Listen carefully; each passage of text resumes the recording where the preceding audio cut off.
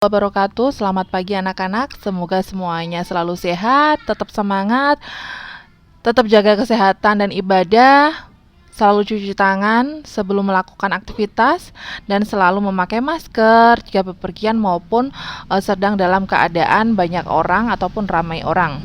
Nah, untuk pertemuan kali ini pada matematika, Bokti akan melanjutkan ke bab 2, yaitu mengenai koordinat kartesius.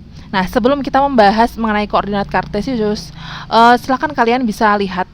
Ini adalah contoh salah satu denah perumahan. Nah, kalian akan melihat rumah tersebut ya, sudah diatur sedemikian rupa sehingga tampak tertata rapi ya, dan dengan jalan yang tersambung satu dengan yang lainnya, seperti garis ini, garis vertikal, garis horizontal.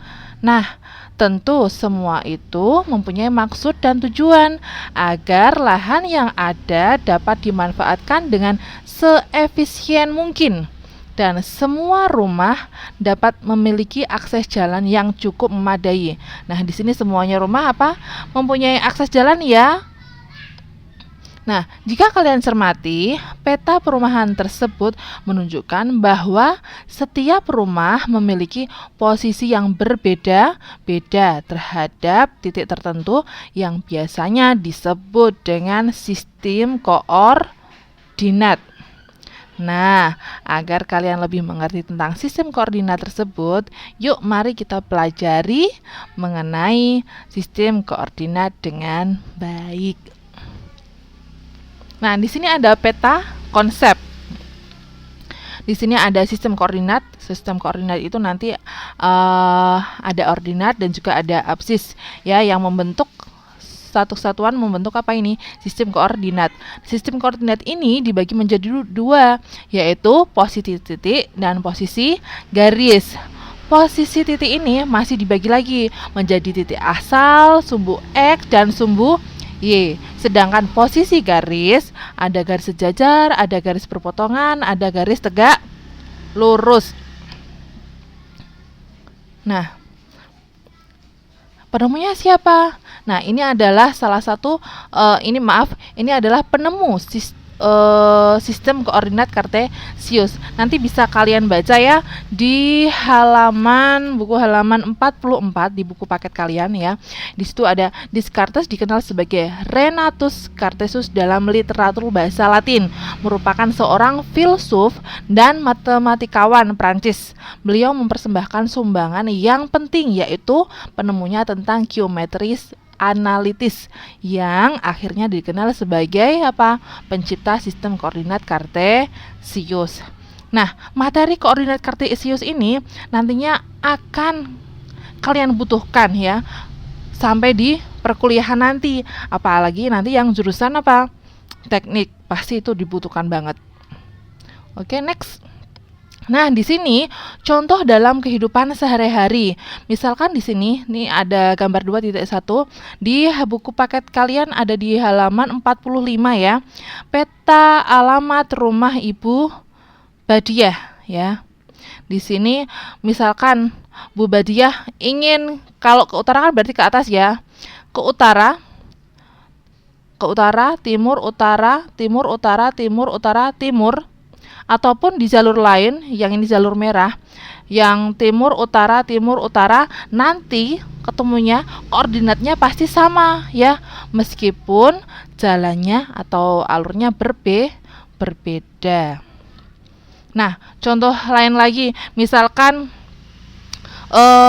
ada kecelakaan pesawat, dan itu kan mestinya dalam keadaan daerah yang sangat luas sekali, maka kita harus bisa menemukan titik koordinat supaya supaya pencariannya itu betul-betul sampai ke titik lokasi terjatuhnya pesawat tersebut ya. Nanti bisa juga melalui GPS. Nah, lanjut lagi. Posisi titik terhadap sumbu X dan sumbu Y. Di sini misalkan contoh ada titik A ya. Titik A-nya berapa? Ini berarti 3,6 ya. Ingat, harus sumbu X-nya terlebih dahulu, baru sumbu Y, ya. Jadi 3,6 bukan 6,3, itu salah. Harusnya apa? 3,6.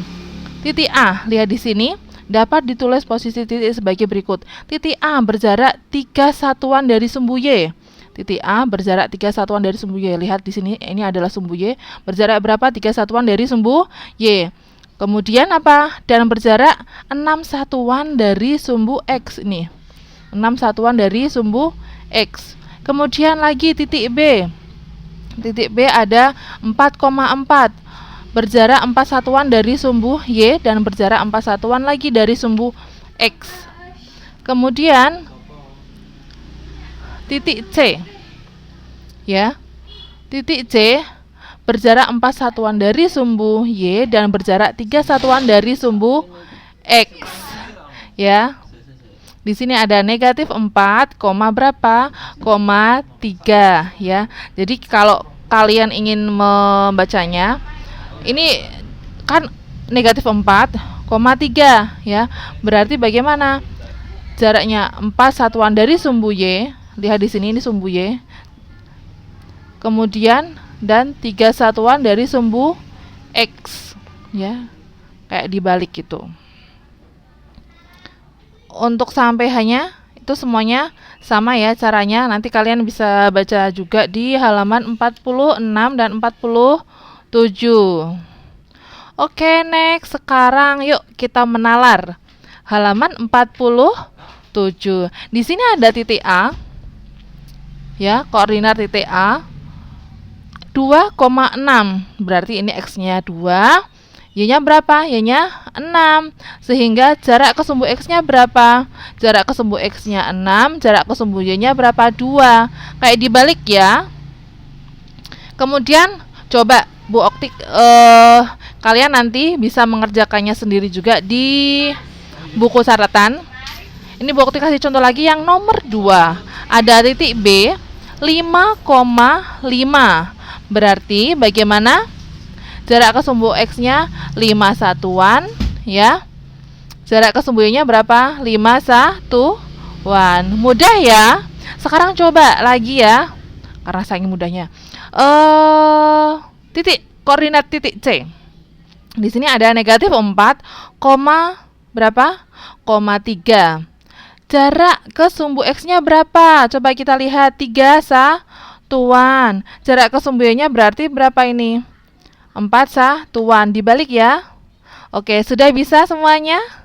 Sudah. Oke.